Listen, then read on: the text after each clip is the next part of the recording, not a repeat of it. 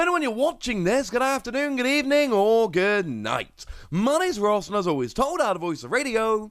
So today, we need to look at, well, it's a bit of a theme video today, and I'm referring to it as sneakily revealed Pokemon Go cards. You see, over the past couple of weeks, the Pokemon Go reveals have been coming thick and fast. We've seen a whole bunch of very exciting cards. However, what we have not seen are some of the cards we're going to be looking at today. And they've been revealed. Well, when I say sneakily revealed, I mean like, hey, they've popped up in frames of official promotional videos and things of that nature. Is it where we would usually expect them? No. Does that matter? I don't think so, ladies and gentlemen. I don't think so. So in a Japanese commercial, at the end of the video, we saw the people fanning out their cards, and although they're getting excited about a Charizard, what I'm getting excited about, as I see it there, is a full art Professor Willow. Now, what I will say is, if that is an actual real pack of cards, they just pulled a Charizard, a Mewtwo V-Star, and a full art Willow in one pack, which is absolutely ridiculous. I would very much like to open up that pack. Of course, eagle-eyed people did notice. This was widely predicted that this was going to be the case. And the reason is, although in English, your full art team leaders are promo cards that are coming in those special collections, over in Japan, they are actually in the set. Why is that important? Because if you look at the Japanese set, you can then go and look at the numbering of these full art cards, and would you Adam and Eve it, there is in fact a very convenient space which is left for a full art Willow. Candela is number 80, we see Spark as 81, and we see Blanche as 83.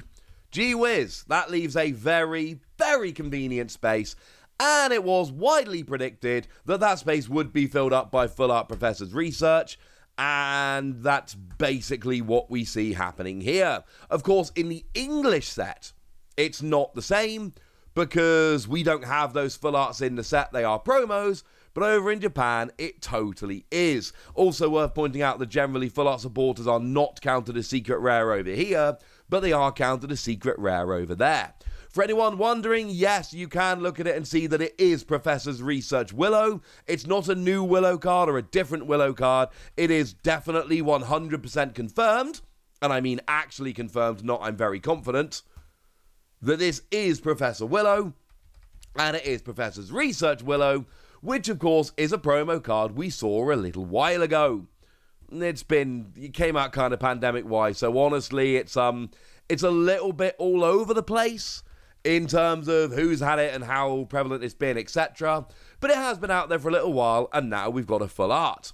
Although the lovely Poketage over on Twitter has pointed out that now means we've actually got 4 different artworks of Professor's Research that can be put in your deck. And I'm going to actually leave the entire tweet up on the screen for a second, because you can see there very, very clearly that it is Professor's Research. You can compare the names across all 4 of the cards, 3 of which we've seen in English as Professor's Research, and 1 of which is Willow, which is now confirmed.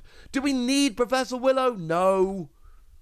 We've, like I say, had 3 full art Professor's Research already. We absolutely did not need this card.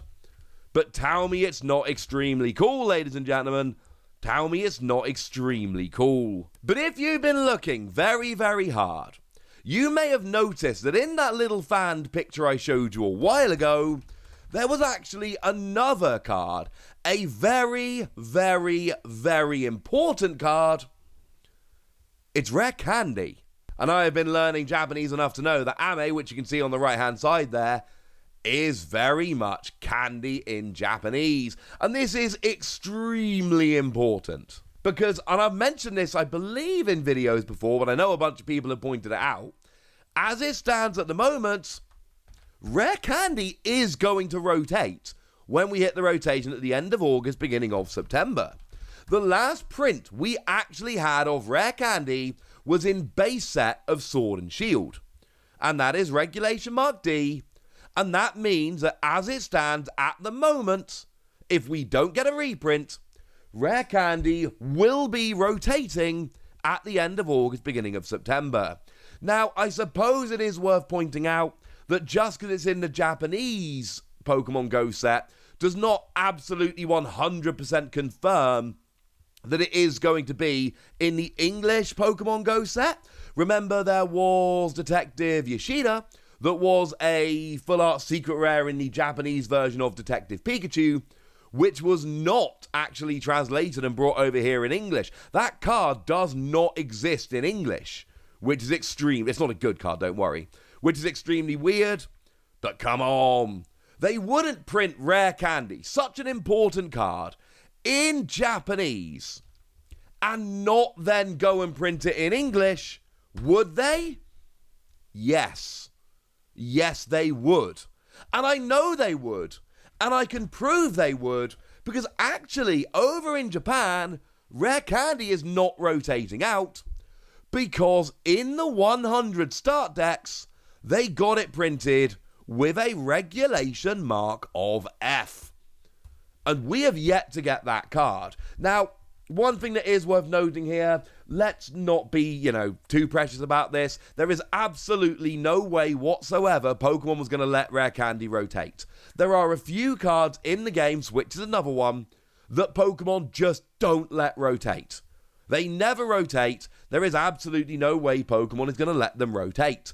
So it is, 99% likely that this version is going to be in our Pokemon Go set. Again, it has only been revealed in Japanese. It is not confirmed for an English release. I've already seen people saying that. It's not true. But what it is overwhelmingly crazy likely. But if it wasn't reprinted in Pokemon Go, it would just be in our next set. Like, the people who design the English sets, they know what they're doing and they're paying attention. They know Rare Candy is about to rotate out just like we do. They know that there is a new print of Rare Candy, which came around in the 100 start decks over in Japan, just like we do. So there is absolutely no way whatsoever they were actually going to let Rare Candy rotate out. That was never going to happen. And to be fair, I still think there's a very good chance it's in our next set as well. But no, it was not going to rotate. There was no chance it was going to rotate. But hey, now it's, even less likely to rotate, because although it's not confirmed to be coming in Pokemon Go, it is, I think it's fair to say, as good as. But that's a couple of sneakily revealed Japanese cards. How about a sneakily revealed English card? Because there was over on Twitter, and I'm sorry, I've just got to point out because I'm really super proud of this, the official Pokémon TCG account actually follows me, and that's kind of amazing because they don't follow many people, and this is a proper fanboy moment. I'll be honest with you, ladies and gentlemen, this is a fanboy moment.